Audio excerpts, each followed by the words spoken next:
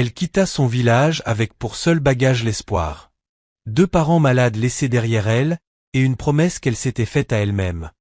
Ne jamais vendre sa dignité, peu importe à quel point la fin deviendrait forte. Lagos était cruelle. Les portes se fermaient devant elle. Les nuits la surprenaient à dormir sous un pont. Juste au moment où la vie semblait sur le point de la briser complètement, un jour ordinaire dans un centre commercial changea tout. 2 petites filles coururent vers elle, la serrèrent fort et l'appelèrent « maman ». Elle ne les avait jamais vues auparavant. Qui était-elle? Pourquoi la reconnaissait-elle? Et quel destin caché se trouvait derrière ce seul mot? Jessica apprit très tôt que la fin ne s'annonçait pas avec du bruit.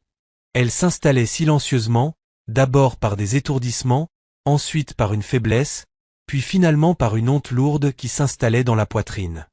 Le village d'Umua se réveillait avant le soleil. Les coqs chantaient d'une voix cassée, les femmes nouaient leurs pagnes autour de leur taille encore endormie, et la fumée du bois de chauffage montait doucement dans le ciel pâle du matin.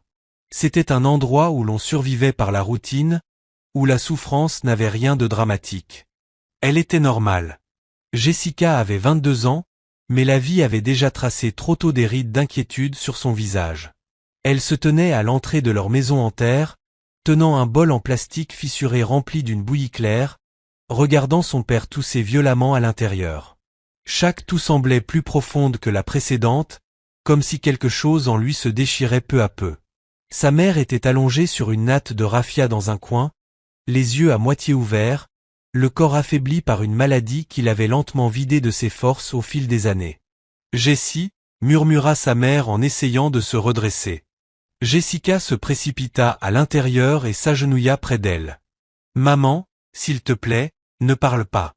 Économise tes forces. » Sa mère sourit faiblement. « Mes forces m'ont quitté depuis longtemps. » Jessica avala difficilement sa salive. Elle avait entendu cette phrase trop de fois. Elle les nourrit tour à tour, faisant semblant de ne pas remarquer que la bouillie suffisait à peine pour une seule personne, encore moins pour 3. Lorsqu'ils eurent fini, elle emporta le bol dehors et le rinça avec soin, comme si le moindre geste brusque pouvait briser ce qui maintenait encore sa vie en un seul morceau. Elle était fille unique, seul soutien, seul espoir. Les champs ne donnaient plus assez.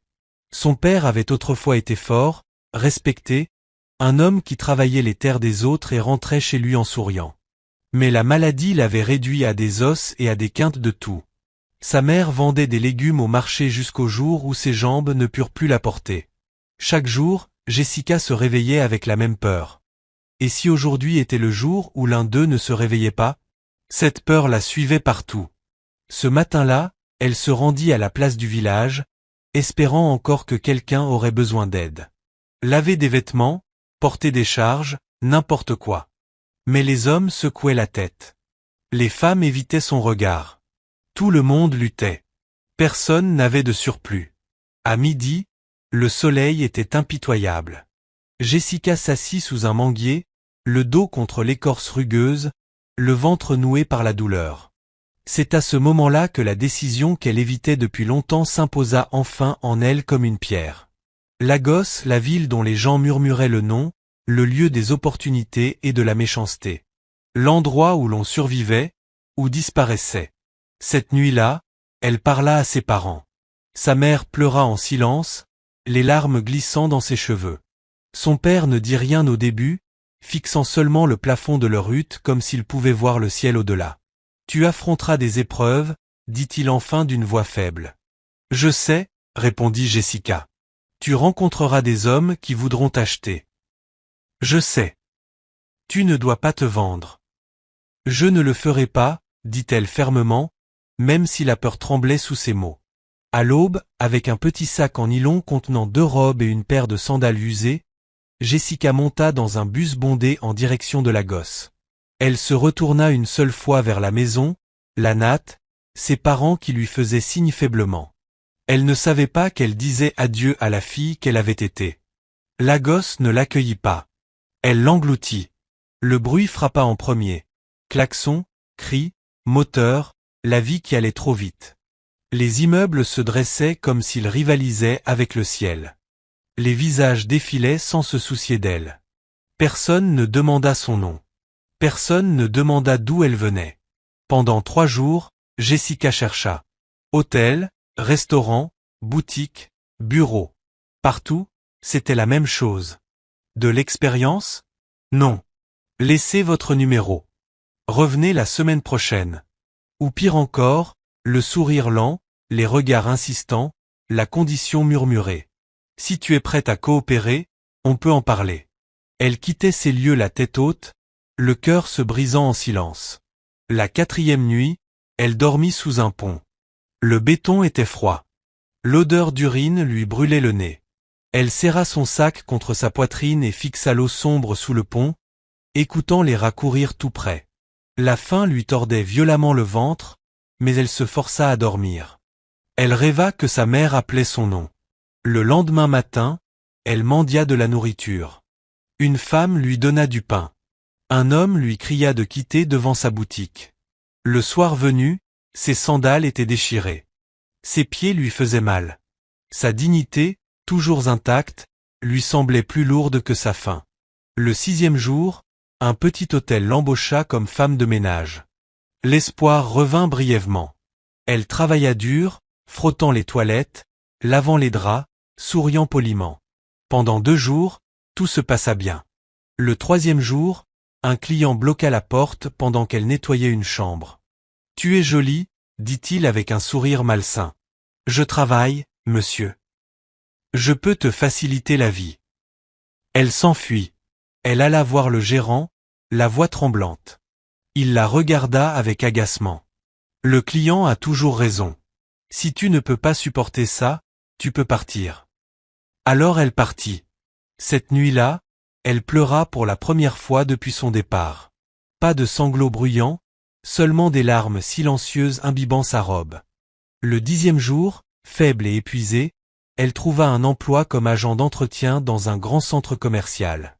Le salaire était faible, le travail pénible, mais personne ne la touchait. Personne ne la menaçait. Chaque matin, elle remerciait Dieu.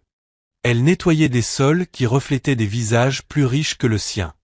Elle observait des familles faire leurs achats sans regarder les prix. Elle voyait des enfants rire librement, tenus par des mains qui promettaient la sécurité. Parfois, elle se demandait si ses parents étaient encore en vie. Parfois, elle se demandait si elle survivrait à la gosse. Elle ne savait pas que le destin avançait déjà vers elle. Silencieusement. Patience. Avec 2 petites voix qui allaient bientôt bouleverser son monde d'un seul mot, maman. La gosse ne dormait jamais. Mais pour Jessica, les nuits étaient les plus dures. La journée au centre commercial lui donnait un fragile sentiment d'utilité. Elle portait l'uniforme bleu délavé des agents d'entretien avec une fierté silencieuse, même s'il flottait sur son corps amaigri. Ce que les gens remarquaient, ce n'était pas sa dignité. C'était son invisibilité. Les clients passaient sans la regarder.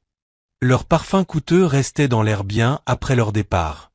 Les enfants riaient, les téléphones sonnaient, la musique jouait. La vie continuait, indifférente. Mais quand le centre commercial fermait et que les lumières s'éteignaient, la réalité revenait de plein fouet. Jessica n'avait nulle part où aller. Sa première semaine comme agente d'entretien, elle dormit sur des cartons derrière une boutique fermée à l'intérieur du centre commercial, recroquevillée dans un coin comme un enfant effrayé. La 2e semaine, les agents de sécurité la chassèrent. « Tu crois que cet endroit est ta maison ?» aboya l'un d'eux. « Je vais partir, s'il vous plaît » supplia-t-elle doucement en baissant la tête. Elle retourna sous le pont. Le pont était devenu un petit monde de personnes oubliées. Des hommes qui avaient autrefois un travail, des femmes qui avaient autrefois un foyer, des jeunes dont les rêves s'étaient noyés en silence. Jessica restait à l'écart, serrant son sac, dormant d'un sommeil léger. Le moindre bruit la réveillait. Chaque pas qui passait faisait battre son cœur à toute vitesse. La faim devint sa compagne constante. Elle apprit à rationner la douleur comme d'autres rationnaient l'argent. Certains jours, elle mangeait une fois, d'autres jours, pas du tout. Quand la faim devenait insupportable, elle buvait de l'eau jusqu'à ce que son ventre soit assez plein pour tromper son cerveau. Chaque nuit, elle murmurait des prières. « Mon Dieu, s'il te plaît, ne laisse pas mes parents mourir avant que je puisse les aider. » La culpabilité était pire que la faim. Elle envoyait le peu qu'elle gagnait à la maison, même si cela signifiait sauter des repas. Sa mère pleurait au téléphone, la suppliant de garder un peu d'argent pour elle-même. Jessica mentait toujours. « Je vais bien, maman. La gosse est bien. » Ce n'était pas vrai.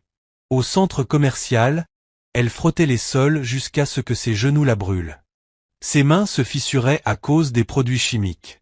Parfois, des clients l'insultaient sans raison. « Tu ne vois pas correctement. Vous, les gens comme toi, vous êtes toujours sales. Fais bien ton travail. » Elle s'excusait même lorsqu'elle n'avait rien fait de mal. Un après-midi, elle trouva un portefeuille près des toilettes. Il était lourd, rempli d'argent. Son cœur battait à tout rompre tandis qu'elle le tenait entre ses mains. Cet argent pouvait payer un loyer, acheter de la nourriture, envoyer ses parents à l'hôpital. Ses doigts tremblaient. Elle le rapporta au bureau du service clientèle.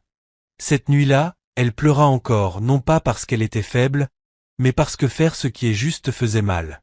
À l'autre bout de la ville, dans un manoir où le silence résonnait, le chef Agu fixait la table du dîner intacte. Les assiettes n'avaient pas été touchées. La soupe avait refroidi. « Papa » dit une petite voix. Il se retourna aussitôt. Amanda, 5 ans, les cheveux attachés en 2 petites couettes, était assise sur ses genoux. Sa sœur jumelle, Amara, s'appuyait contre son épaule, ses doigts serrant fortement sa chemise. « Tu n'as pas mangé » dit Amanda avec sérieux. « Je n'ai pas faim » répondit doucement le chef Agu. Amara secoua la tête. « Tu dois manger, papa. Maman l'a dit. » Le mot maman lui transperça la poitrine comme une lame. 5 ans. 5 longues années depuis que la femme qu'il aimait avait perdu la vie en donnant naissance à ses 2 petites filles. Il nourrit lui-même les jumelles, patiemment, cuillère après cuillère. Elle refusait la nourriture du cuisinier, refusait la nounou, refusait tout le monde sauf lui. « Papa » dit soudain Amanda. « Pourquoi les tantes viennent-elles toujours et repartent-elles » Le chef Agu se figea. Amara ajouta doucement. « Nous ne les aimons pas. » Il avala sa salive. Trop de femmes. Trop de tentatives pour reconstruire ce qui avait été brisé. Aucune n'avait réussi à franchir le mur invisible que ses filles avaient dressé autour de leur cœur. Cette nuit-là, après que les jumelles se furent endormies près de lui, le chef Agu resta seul, se demandant si l'amour reviendrait un jour dans sa maison. De retour au centre commercial, Jessica s'effondra un soir dans les toilettes, la vue troublée. Une autre femme de ménage, plus âgée, nommée Mama Rose, la rattrapa avant qu'elle ne tombe. « Tu ne manges pas assez » dit Mama Rose avec douceur. Jessica essaya de sourire. « J'ai mangé. » Mama Rose partagea sa nourriture ce jour-là, un petit bol de riz. Jessica mangea lentement, des larmes se mêlant au repas sans qu'on les remarque. « Tu es une bonne fille » dit Mama Rose.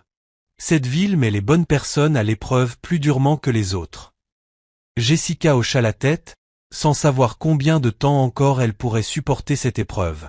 Cette semaine-là, un commerçant l'accusa d'avoir volé de la monnaie, qui fut ensuite retrouvée sous le comptoir. Aucune excuse ne suivit, seulement des soupçons, seulement de la honte. Elle avait envie de crier. À la place, elle repassa la serpillière. Le dimanche, tandis que les autres allaient à l'église, Jessica s'assit seule près de l'entrée du centre commercial, regardant des familles vêtues de couleurs vives. Les mères tenaient les mains de leurs enfants. Les pères portaient des sacs de course. Sa poitrine se serra. Sa maison lui manquait. La voix de sa mère lui manquait. Le sentiment d'appartenir à quelqu'un lui manquait. Cette nuit-là, sous le pont, la pluie tomba sans pitié. Ses vêtements étaient trempés. Elle serra ses genoux contre elle et trembla violemment. « Mon Dieu » murmura-t-elle entre ses dents qui claquaient, « si tu me regardes encore, s'il te plaît, ne me laisse pas me briser. » La ville répondit par le silence. Mais le destin, lui, écoutait. Des fils invisibles se resserraient, rapprochant chaque jour un peu plus deux mondes brisés. Jessica ne le savait pas encore, mais la ville qui tentait de l'écraser la préparait lentement à un moment qui changerait tout. Un moment où deux petits cœurs la reconnaîtraient avant tous les autres et l'appelleraient d'un nom qu'elle n'aurait jamais imaginé entendre. maman. Le chef Agu avait bâti des empires. Du pétrole et du gaz à l'immobilier, du transport maritime à la technologie, son nom avait du poids dans les salles où se prenaient des décisions qui façonnaient des nations. Les hommes se levaient à son entrée. Sa signature déplaçait des millions. Sa richesse pouvait acheter tout ce que l'argent était autorisé à toucher. Pourtant, chaque nuit, lorsque les grilles du manoir se refermaient derrière lui, le chef Agu se sentait plus pauvre que l'homme le plus démuni dormant sous un pont. La maison était trop silencieuse. Il n'en avait pas toujours été ainsi. Il fut un temps où les rires résonnaient dans les couloirs, où sa défunte épouse, Iphioma, remplissait l'espace de chaleur, fredonnant doucement en se déplaçant dans la maison. Elle était douce mais forte, le genre de femme capable d'apaiser une tempête d'un simple sourire. Lorsqu'elle tomba enceinte, le chef Agu fut submergé de joie. Des jumelles, 2 vies à la fois, mais la joie se transforma en terreur sur la table d'accouchement.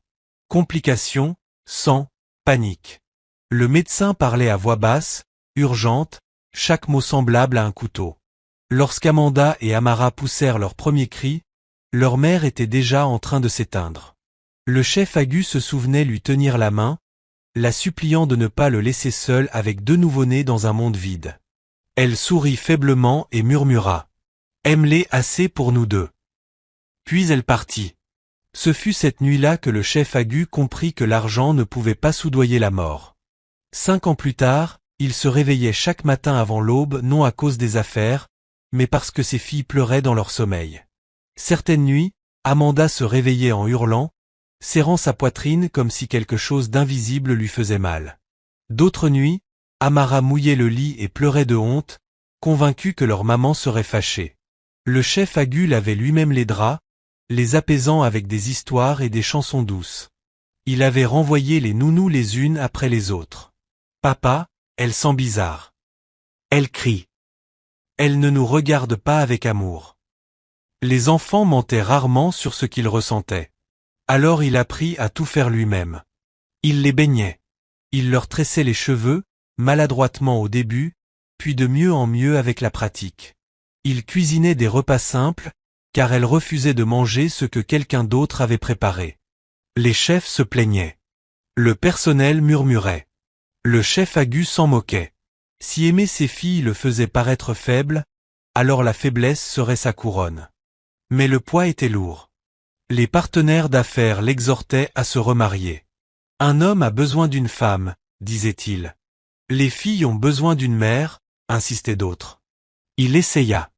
Dieu sait qu'il essaya. La première femme était belle et raffinée. Elle souriait trop et corrigeait les jumelles avec dureté. Amanda pleura cette nuit-là. Amara refusa de manger pendant 2 jours. La deuxième était douce mais distante, plus intéressée par le manoir que par les enfants. La troisième feignait la gentillesse mais se plaignait à huis clos. Chaque tentative se terminait de la même façon. Les jumelles se refermaient, elles cessaient de rire, refusaient d'être touchées. Un soir, après une nouvelle présentation ratée, Amanda le regarda avec des yeux trop vieux pour son âge.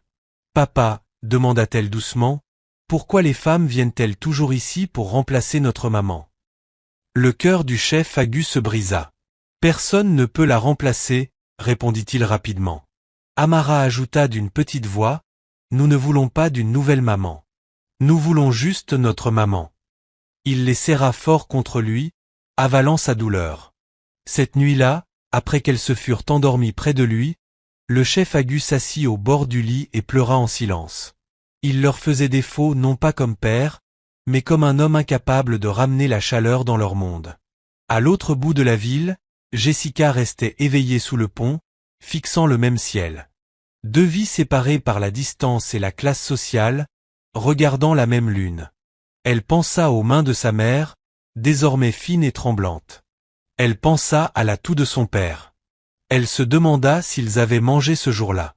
Elle joignit les paumes et pria. « Mon Dieu, s'il te plaît, ne m'oublie pas. » La solitude du chef Agu s'alourdissait de semaine en semaine. Le manoir était rempli de jouets, mais la joie y était rare. Les aires de jeux coûteuses restaient inutilisées. Les organisateurs d'anniversaires attendaient en vain. Les jumelles n'en voulaient pas. « Papa, dit Amara un matin pendant qu'il l'habillait pour l'école, pourquoi es-tu toujours triste? Il força un sourire. Je ne suis pas triste. Amanda pencha la tête, l'observant. Si. Tes yeux pleurent sans larmes. Les enfants voyaient ce que les adultes tentaient de cacher. Ce jour-là, le chef Agu annula ses rendez-vous et emmena les jumelles au jardin. Ils s'assirent sous un arbre et donnèrent des miettes de pain aux oiseaux. Papa, dit soudain Amanda, quand maman était vivante, elle souriait comme le soleil. Amara ajouta, elle sentait le savon et la chaleur. Le chef Agu ferma les yeux. Il se souvenait. Il se souvenait de la façon dont Ifioma portait les enfants avec naturel, de la manière dont il s'accrochait instinctivement à elle, de la confiance que même les étrangers lui accordaient sans hésiter. Une pensée traversa son esprit, discrète, inquiétante. Peut-être que mes filles n'ont pas besoin de n'importe quelle femme. Peut-être qu'elles ont besoin de quelqu'un dont le cœur parle avant la bouche. Mais où trouver une telle personne dans un monde obsédé par l'argent et les apparences?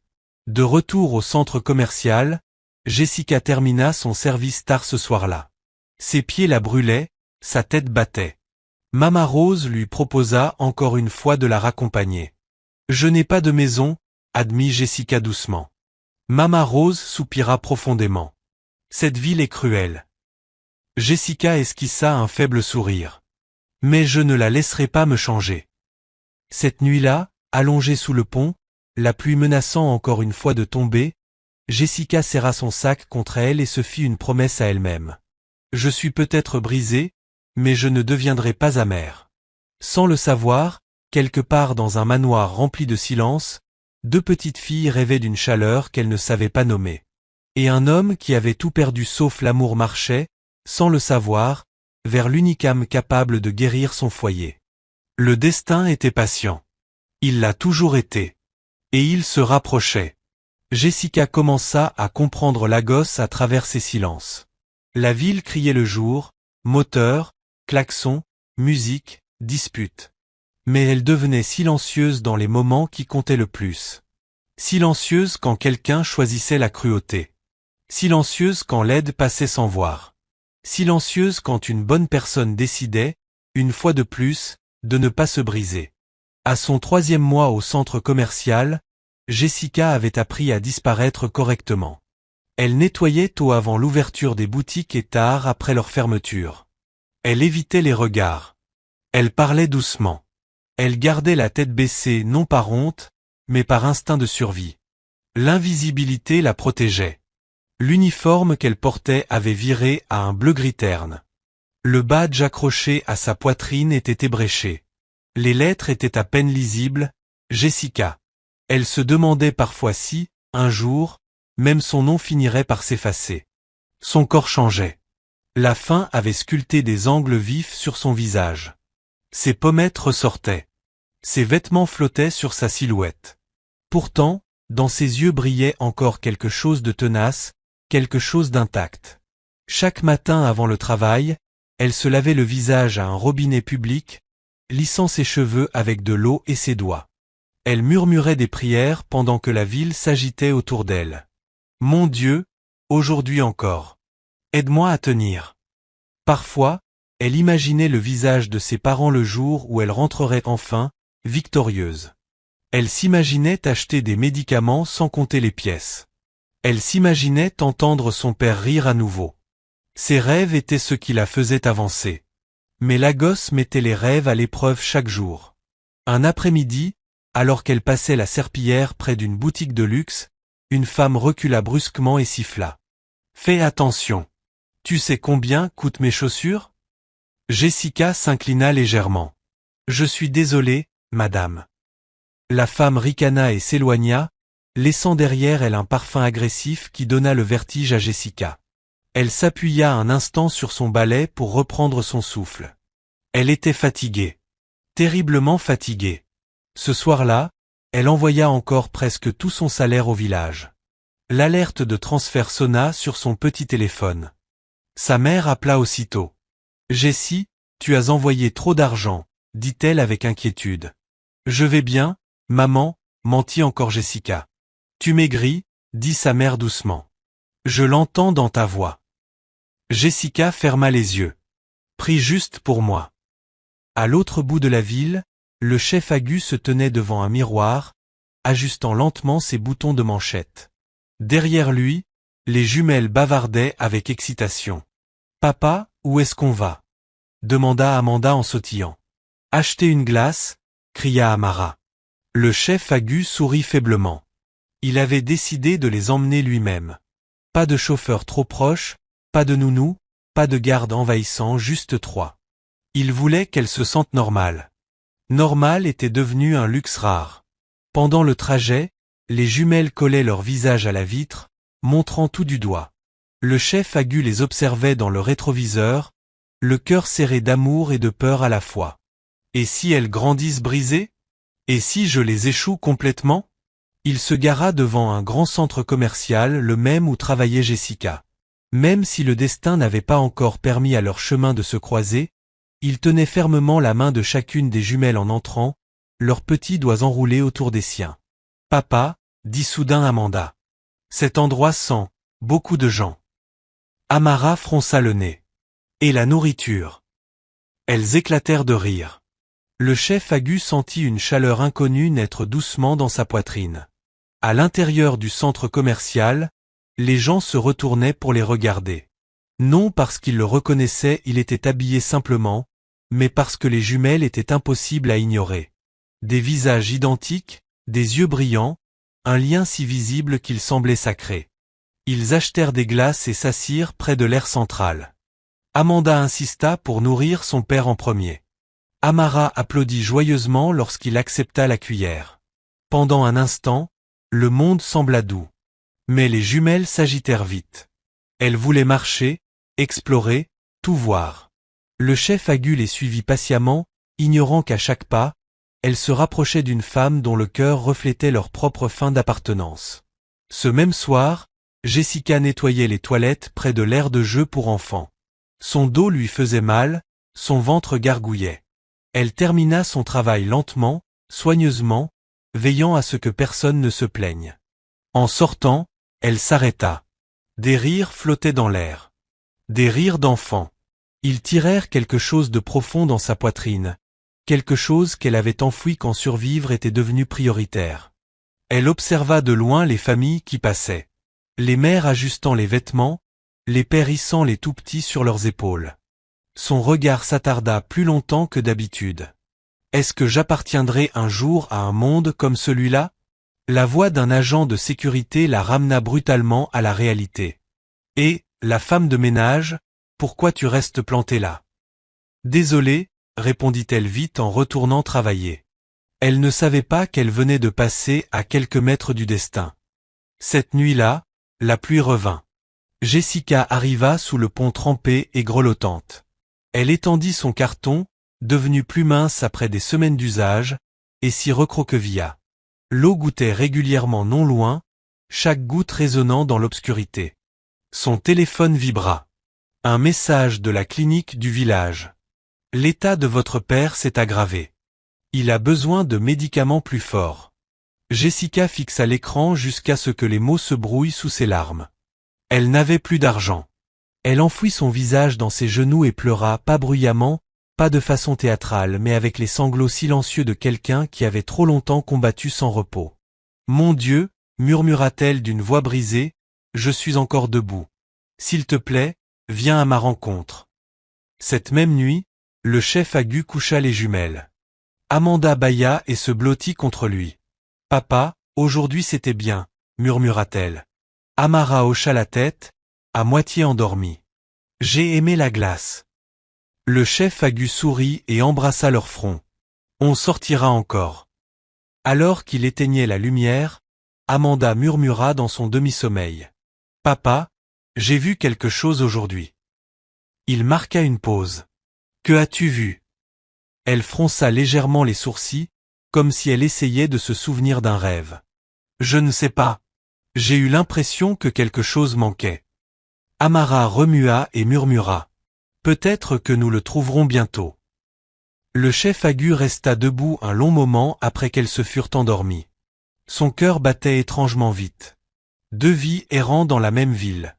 2 prières s'élevant vers le même ciel. Elles étaient proches maintenant. Si proches qu'un seul jour ordinaire de plus suffirait à les réunir. Et quand ce jour arriverait, plus rien ne serait jamais ordinaire. Le jour où le destin cessa enfin d'attendre était ordinaire. Trop ordinaire pour le miracle qu'il portait. Jessica arriva au centre commercial plus tôt que d'habitude ce matin-là. Elle avait à peine dormi. L'aggravation de l'état de son père pesait dans sa poitrine comme une pierre, lourde et immobile. Elle se lava le visage au robinet public, observa brièvement son reflet dans le miroir fissuré d'un kiosque voisin, puis attacha soigneusement ses cheveux. Au moins, elle a l'air propre, se dit-elle.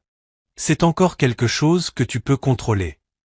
Elle pointa, prit son matériel de nettoyage et commença sa tournée. En milieu de matinée, le centre commercial bourdonnait de vie.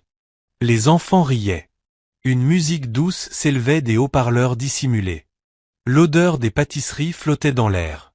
Jessica passait la serpillière près de l'air central, discrètement, prenant soin de ne pas attirer l'attention. C'est alors qu'elle l'entendit. Des pas rapides et excités. Légers, pressés, enfantins. Elle leva instinctivement les yeux, et se figea. 2 petites filles couraient vers elle. Pas en marchant. Pas en hésitant. Elle courait avant même qu'elle puisse bouger ou réfléchir.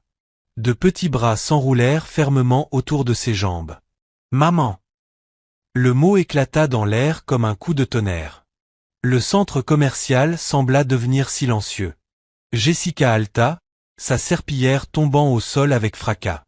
Son cœur martelait violemment contre sa poitrine tandis qu'elle baissait les yeux vers les 2 visages identiques pressés contre son uniforme. Les fillettes s'agrippaient à elle comme si elles l'avaient cherchée depuis toujours. « Maman, on t'a retrouvée !» cria l'une avec joie. « Tu ne nous as pas encore abandonnés » ajouta l'autre en la serrant plus fort. Les genoux de Jessica fléchirent. « Quoi ?» murmura-t-elle d'une voix tremblante. « Je ne… » Mais les jumelles la regardaient déjà avec des yeux brillants, remplis d'une certitude absolue. Elle ne les avait jamais vus auparavant. Pourtant, quelque chose d'étrange se produisit dans sa poitrine, quelque chose de chaud, de douloureux, de familier. De l'autre côté de la galerie, le chef Agu se retourna brusquement en entendant le bruit. Son cœur s'arrêta. Les jumelles. Ses filles. Agrippées à une femme de ménage. L'appelant maman. Les gens fixaient la scène. Des téléphones se levèrent. Les murmures se propagèrent comme une traînée de poudre. Le chef Agu se précipita. « Amanda! Amara !» Les filles ne lâchèrent pas prise. « C'est notre maman », déclara fermement Amanda en serrant encore plus la jambe de Jessica, comme si quelqu'un risquait de la lui voler. Amara hocha vigoureusement la tête. « Oui, papa. Elle sent comme la maison. » Jessica se sentit étourdie. « Je suis désolée, monsieur, » dit-elle rapidement, paniquée. « Je ne les connais pas. Je jure que je ne les ai jamais vus. » Le chef Agu la fixa non avec colère, mais avec choc, confusion, et quelque chose de dangereusement proche de la peur. Ces filles n'avaient jamais fait cela. Jamais. Pas une seule fois en 5 ans. Elles évitaient les étrangers comme le feu. Elles pleuraient quand on les touchait. Elles refusaient toute affection venant de quelqu'un d'autre que lui. Et pourtant, elles étaient là, tenant une femme qu'elles n'avaient jamais rencontrée, refusant de la lâcher. « Papa » dit Amanda avec impatience. « Pourquoi tu restes debout ? On a faim. » Amara leva une glace dans sa petite main. « Maman doit nous donner à manger. » Les mains de Jessica tremblaient. « Je ne peux pas, » murmura-t-elle. « Je travaille. » Amanda fronça profondément les sourcils. Les mamans nourrissent toujours leurs enfants. Sans attendre d'autorisation, Amara plaça la glace dans la main tremblante de Jessica. « S'il te plaît, » dit-elle doucement. Jessica regarda le chef Agu, désemparé. Tout le centre commercial observait. Il avala difficilement sa salive. « Allez-y, » dit-il calmement. « S'il vous plaît. » Le cœur battant à tout rompre, Jessica s'agenouilla lentement. Elle prit une petite cuillerée de glace et la tendit. Amanda ouvrit la bouche avec bonheur. Amara applaudit. Jessica les nourrit avec précaution, les mains instables, les larmes brouillant sa vue. Les jumelles mangeaient paisiblement, joyeusement, comme si c'était la chose la plus naturelle au monde. Les gens murmuraient. Elle doit être leur vraie mère. Les enfants ne mentent pas comme ça. Regarde comme elles sont calmes. La gorge du chef Agu se serra. Quelque chose d'impossible était en train de se produire. Quand la glace fut terminée, les jumelles se blottirent contre Jessica en soupirant de contentement. « Maman !» murmura Amara en posant sa tête contre le ventre de Jessica. Jessica se figea complètement. Personne ne l'avait jamais autant besoin d'elle. Pas depuis qu'elle avait quitté son village. Le chef Agu s'éclaircit la gorge. « Jeune femme, qui êtes-vous » Jessica se releva lentement, essuyant ses mains sur son uniforme. « Je m'appelle Jessica, monsieur. Je travaille ici. »« Non, » dit-il doucement. « Qui êtes-vous pour elle ?» Ses yeux se remplirent de larmes. « Je ne sais pas, monsieur. Je jure que je ne l'ai jamais vue. » Les jumelles secouèrent aussitôt la tête. « Tu mens, » dit Amanda sérieusement. « Tu as juste oublié. » Le cœur du chef Agu se fissura. « S'il vous plaît, » dit Jessica rapidement, la peur montant en elle. « Je vais perdre mon travail si je reste ici. » Elle tenta de s'éloigner. Les jumelles hurlèrent pas des cris de caprice, mais des cris de peur. Elles s'accrochèrent plus fort, pleurant à chaudes larmes. « Ne nous enlève pas notre maman. Elle vient juste de revenir, s'il te plaît. » Les clients fixaient la scène. La sécurité s'approcha prudemment. Le chef Agu leva brusquement la main. « Laissez-nous. » Puis il regarda Jessica avec urgence. « Venez avec moi, s'il vous plaît. » Elle inspira brusquement. « Monsieur, mon travail. »« Je vous paierai 100 fois ce qu'il vous donne ici, » dit-il fermement. « S'il vous plaît. » Jessica baissa les yeux vers les visages baignés de larmes des jumelles. Son cœur céda avant que son esprit ne puisse protester. « D'accord, » murmura-t-elle. Elles ne lâchèrent pas ses mains pendant qu'ils marchaient. Dans la voiture du chef Agu, les jumelles restèrent calmes, tenant chacune une main de Jessica. Leur respiration ralentit. Leurs corps se détendirent. Elles étaient en paix. Le chef Agu les observait dans le rétroviseur, stupéfait. Au manoir, l'impossible devint réalité. Les jumelles suivirent Jessica partout. Elles la laissèrent les laver. Elles rirent quand elle tressa leurs cheveux maladroitement. Elles mangèrent avec appétit de ses mains. À l'heure du coucher, elles refusèrent de dormir sans qu'elle soit entre elles. Le chef Agu se tenait à la porte, observant la scène, les yeux pleins de larmes retenues. Pour la première fois en 5 ans, sa maison semblait vivante. Plus tard dans la nuit, après que les jumelles se furent endormies, le chef Agu s'assit face à Jessica dans le salon. « Parlez-moi de vous, » dit-il doucement. Elle lui raconta tout. Le village. Les parents malades. La faim. Le pont. La dignité qu'elle avait refusé de vendre. Le chef Agu écouta en silence. Puis il se leva. « Vos parents seront amenés ici demain par avion, » dit-il calmement. « Ils recevront les meilleurs soins. » Jessica haleta. « Monsieur. » « Ce n'est pas de la charité, » l'interrompit-il doucement. « C'est de la gratitude. » Les larmes coulèrent librement sur le visage de Jessica. Cette nuit-là, pour la première fois depuis des mois, elle dormit dans un lit, entre 2 petites filles qui murmuraient joyeusement dans leur sommeil. « Maman est revenue » murmura l'une d'elles. Et dans l'obscurité silencieuse, quelque chose de profond et de sacré commença à grandir. Le matin arriva doucement au manoir, non avec des alarmes ou des pas pressés, mais avec des rires légers. Jessica se réveilla lentement, un instant désorientée par le confort inhabituel sous elle. Le lit était large, les draps frais et propres, l'air légèrement parfumé à la lavande. Puis elle sentit le poids. 2 petits bras l'un autour de sa taille, l'autre posé sur sa poitrine. Amanda et Amara dormaient de chaque côté d'elle, les visages détendus, les lèvres légèrement entr'ouvertes, respirant à l'unisson, comme si elles avaient répété cette proximité bien avant qu'elle ne devienne réelle. La gorge de Jessica se serra.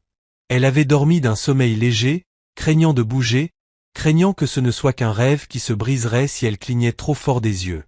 Mais elles étaient là, bien réelles, chaudes contre elle. Jessica tenta de bouger doucement. Non, murmura Amara en resserrant son étreinte. Jessica se figea aussitôt. Amanda remua et posa sa joue contre le bras de Jessica. Maman, chuchota-t-elle d'une voix encore ensommeillée. Ne pars pas. Les yeux de Jessica se remplirent de larmes. Je suis là, murmura-t-elle en retour, la voix à peine audible. Je ne vais nulle part. Elle ne savait pas si c'était une promesse ou une prière.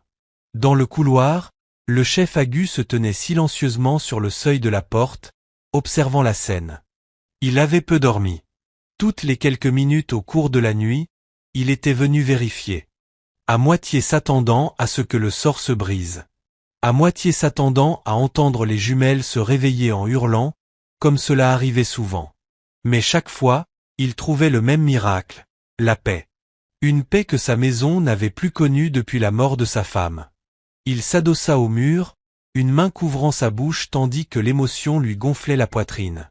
Il se sentait comme un invité dans sa propre maison, regardant quelqu'un d'autre réparer ce qu'il n'avait jamais réussi à réparer. Plus tard dans la matinée, Jessica aida les jumelles à se laver. Elles éclaboussèrent de l'eau partout, riant librement, sans peur. Elles la laissèrent frotter derrière leurs oreilles, rincer leurs cheveux, les habiller sans protester. Elle fait ça comme maman, dit Amara joyeusement.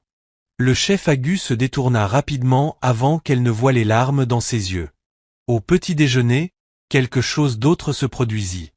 Les jumelles mangèrent non pas à contre-cœur, non pas après avoir supplié, mais avec enthousiasme. Elles donnèrent des morceaux de fruits à Jessica, insistant pour qu'elle goûte tout en premier. Les mamans doivent manger, déclara Amanda. Jessica sourit malgré le serrement dans sa poitrine et obéit. Cela lui semblait irréel d'être assise à une table remplie de nourriture qu'elle n'avait pas à gagner par l'humiliation. Une nourriture qu'elle n'avait pas à choisir entre manger ou envoyer au village.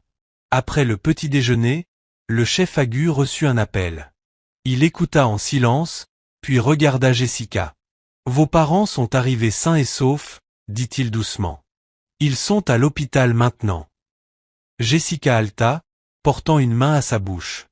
« Vous les avez fait venir par avion. » Sa voix se brisa. « Je ne vous ai même pas dit où ils étaient. »« Je me suis renseigné, » répondit-il calmement. « Ils reçoivent déjà des soins. » Ses jambes fléchirent. Elle s'affaissa sur la chaise, sanglotant ouvertement pour la première fois depuis son arrivée à Lagos. « Je croyais qu'il était trop tard, » pleura-t-elle. « Je pensais les avoir abandonnés. » Le chef Agu s'agenouilla près d'elle, la voix basse et stable. « Tu n'as échoué envers personne. Tu as survécu. » Les jumelles l'observaient attentivement. Amanda grimpa sur ses genoux et essuya ses larmes avec ses petits doigts. « Maman, ne pleure pas. Papa répare tout. » Amara hocha la tête avec sérieux. « Oui, papa est fort. » Jessica laissa échapper un faible rire à travers ses larmes et les serra contre elle. À cet instant, elle sentit quelque chose de dangereux et de magnifique s'installer dans son cœur, l'appartenance. Les jours passèrent. Jessica resta. Au début, elle se disait que ce n'était que temporaire, juste le temps que les jumelles se calment, juste jusqu'à ce que ses parents se stabilisent. Mais la maison commença à changer autour d'elle. Les jumelles riaient plus fort. Elles dormaient toute la nuit. Elles ne sursautaient plus au moindre bruit. Elles suivaient Jessica partout dans le jardin, la cuisine, le salon. Elle voulait sa voix pour s'endormir. Elle voulait sa main pour se réveiller. Et Jessica, qui avait autrefois dormi sur du béton, se retrouva à plier de petites robes, à tresser des cheveux, à raconter des histoires du soir inventées sur le moment, des histoires de filles courageuses qui n'abandonnaient jamais. Le chef Agu observait en silence. Il remarqua la façon dont Jessica ne haussait jamais la voix. La façon dont elle s'agenouillait pour être à la hauteur des jumelles. La façon dont elle remerciait le personnel avec respect. La façon dont elle insistait pour aider en cuisine malgré les protestations. Il remarqua aussi les cicatrices. La façon dont elle sursautait aux voix fortes. La façon dont elle mangeait lentement, comme si la nourriture pouvait disparaître. La façon dont elle se raidissait quand quelqu'un se tenait trop près derrière elle. La douleur reconnaissait la douleur. Un soir, après avoir couché les jumelles, Jessica se tint seule sur le balcon, regardant les lumières de la ville. Le chef Agu la rejoignit sans bruit. La gosse ne t'a pas traité avec douceur, dit-il. Elle esquissa un faible sourire. Elle m'a appris l'endurance. Tu aurais pu choisir l'amertume. J'avais peur que si je le faisais, répondit-elle, je perde la dernière chose qui m'appartenait encore. Et c'était quoi? Mon cœur. Le silence s'étira entre eux. Lourd, mais pas inconfortable. Le chef Agu parla finalement. Tu as changé mes filles. Jessica secoua vivement la tête. Ce sont elles qui m'ont changé. Il se tourna vers elle, la regardant enfin vraiment, non comme une femme de ménage, non comme un réconfort provisoire, mais comme une femme dont la présence avait déplacé l'axe de son monde. Reste, dit-il doucement. Pas par obligation. Par choix. Elle inspira brusquement. Je ne sais pas où est ma place, admit-elle. Il désigna doucement la maison derrière eux, les enfants endormis, les lumières chaleureuses, la vie qui revenait lentement. Peut-être que tu y es déjà. Cette nuit-là, Jessica s'allongea de nouveau entre les jumelles, les yeux fixés au plafond. Pour la première fois depuis qu'elle avait quitté son village, elle ne se sentait plus seule. Pourtant, quelque part au fond d'elle, une peur murmurait. Rien d'aussi beau ne dure éternellement. Elle ne savait pas que l'amour l'avait déjà choisie silencieusement, fermement, et que la dernière étape de son voyage ne concernait plus la survie, mais l'abandon de soi. Jessica ne se rendit pas compte du moment exact où l'amour s'insinua dans son cœur. Il n'arriva pas avec des feux d'artifice ni des aveux soudains. Il vint doucement, à travers des silences partagés, des regards tendres et des instants trop petits pour être annoncés. Comme la nuit où elle se réveilla et trouva le chef Agu endormi sur une chaise près du lit des jumelles, sa veste soigneusement pliée, le visage marqué par l'épuisement et la dévotion. Comme les matins où il lui préparait du thé sans lui demander comment elle l'aimait. Comme la façon dont il l'écoutait vraiment quand elle parlait. Sans jamais l'interrompre, sans jamais minimiser ses peurs. Et comme le regard des jumelles posé sur elle non comme sur une visiteuse, non comme une aide, mais comme sur la maison. Les semaines passèrent. Les parents de Jessica se rétablirent progressivement grâce à des soins médicaux appropriés. La toux de son père s'atténua. La force de sa mère revint lentement. Lorsqu'ils virent Jessica dans le manoir, propre, en bonne santé, entourée d'amour, ils pleurèrent ouvertement. Dieu s'est souvenu de toi, murmura sa mère en la serrant fort. Jessica secoua la tête à travers ses larmes. Dieu m'a porté jusqu'ici. Les jumelles s'attachèrent immédiatement à ses parents, les appelant grand-mère et grand-père sans hésitation. La maison se remplit de rires qui résonnaient dans des couloirs autrefois creusés par le chagrin. Et pourtant, le chef Agu hésitait encore. Il avait déjà connu l'amour et l'avait perdu brutalement. Il craignait de briser à nouveau quelque chose de fragile. Il craignait de confondre la gratitude avec l'affection. Mais un soir changea tout. Les jumelles s'étaient endormies tôt après une longue journée passée dans le jardin. Jessica était assise sur le sol de leur chambre, pliant de minuscules vêtements, fredonnant doucement. Le chef se tenait à la porte, observant. « Tu chantes comme elle » dit-il doucement. Jessica leva les yeux. « Comme qui ?»« Ma femme » répondit-il, la voix posée mais les yeux brillants de larmes. Elle leur chantait comme ça. Les mains de Jessica s'immobilisèrent. « Je suis désolé » dit-elle avec douceur. Il entra et s'assit à côté d'elle sur le sol. Pour la première fois depuis qu'elle est partie, poursuivit-il, cette maison n'a plus l'impression d'attendre quelque chose. Le cœur de Jessica se mit à battre plus fort. Jessica, dit-il lentement. Mes filles t'ont choisi avant moi, et elles ne se sont jamais trompées. Elle inspira brusquement. Je ne te demanderai pas de remplacer qui que ce soit, continua-t-il. Je ne te demanderai pas de guérir des blessures que tu n'as pas causées. Mais je vais te demander ceci. Il se tourna complètement vers elle. Est-ce que tu nous choisis? Des larmes coulèrent librement sur les joues de Jessica. Je vous choisis chaque jour, murmura-t-elle. Les jumelles remuèrent alors, comme appelées par le destin lui-même. Amanda se redressa en se frottant les yeux. Papa, tu pleures. Amara fronça les sourcils, encore à moitié endormie. Maman a dit oui.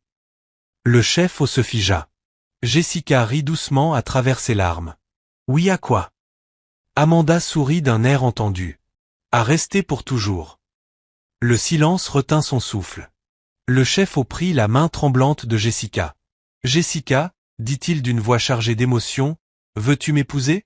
Pas à cause de l'argent, pas à cause des circonstances, mais parce que l'amour nous a trouvés alors que nous étions tous les deux brisés. » Elle regarda cet homme qui avait aimé profondément et perdu douloureusement.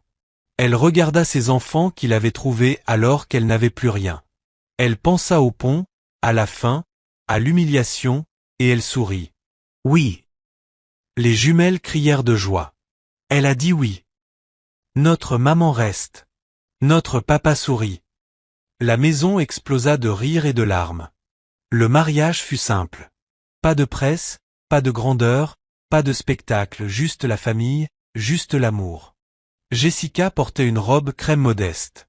Pas de diamants, pas de couronne, seulement la paix.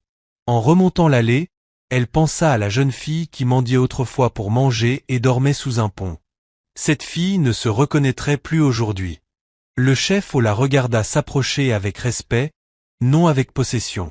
Lorsqu'ils échangèrent leurs vœux, sa voix se brisa. « Tu as guéri ma maison sans le savoir, » dit-il. « Tu as appris à mes filles à rire de nouveau. Tu m'as appris à espérer. » La voix de Jessica trembla, mais ne flancha pas. « Je suis venue à Lagos pour survivre, » dit-elle. « Je suis restée parce que j'ai été vue. » Quand l'officiant les déclara mari et femme, les jumelles se précipitèrent et entourèrent la taille de Jessica de leurs bras. « Tu es vraiment notre maman maintenant, » dit Amara avec fierté. Jessica s'agenouilla et les serra fort contre elle. « Je l'ai toujours été. » Cette nuit-là, alors que la maison s'installait dans un nouveau rythme, Jessica se tint de nouveau sur le balcon, cette fois avec le chef à ses côtés, son bras chaud autour de ses épaules. « Regrettes-tu d'être venue à Lagos ? » demanda-t-il doucement. Elle secoua la tête. « J'ai trouvé bien plus que des pâturages plus verts, » répondit-elle. « J'ai trouvé ma raison d'être. » Sous eux, les lumières de la ville scintillaient sans fin. Mais à l'intérieur du manoir, rien ne vacillait. Tout tenait.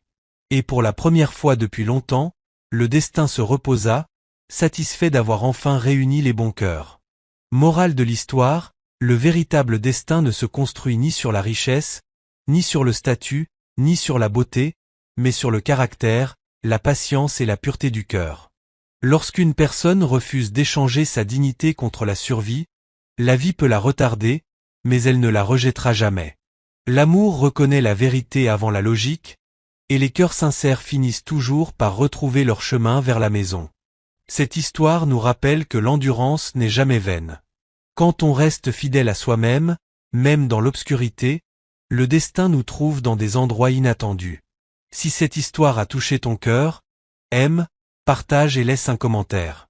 Et si tu regardes pour la première fois, abonne-toi pour plus d'histoires africaines émouvantes qui prouvent que la bonté, la patience et la foi finissent toujours par triompher.